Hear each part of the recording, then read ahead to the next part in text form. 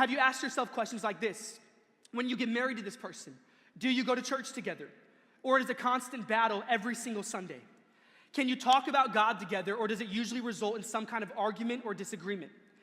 Do your communities and your friend groups overlap? How will we view and use our money? When you're struggling personally, you might have a spouse that's there for you, but you will not have a spouse that will get on their knees and pray for you.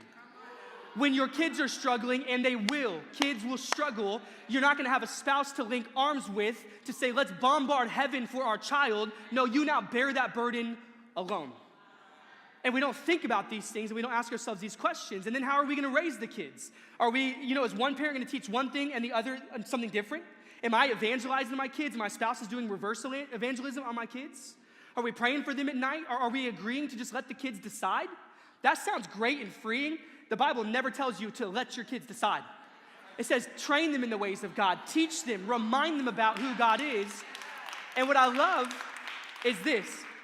I'm not doing that alone in my marriage, right? I got a wife that's praying, and I'm linking arms with her. We're praying together, and people don't consider these things. And so some people will be like, well, Brandon, but like, I want to date them, and then someday they might become a Christian. Because okay, look, I've seen it happen some. I'm going to be honest. It has happened, but it is not the norm. Right? Dating is not a good evangelism strategy. There are better strategies other than you trying to date and link your life to that person.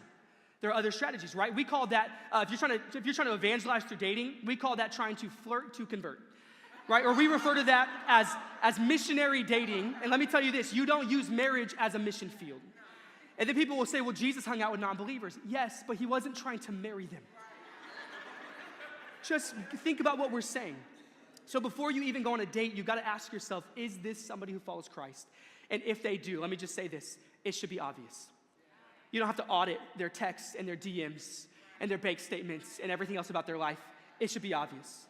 Jesus said we are to be salt and light. Salt is a bold flavor, and light is bright.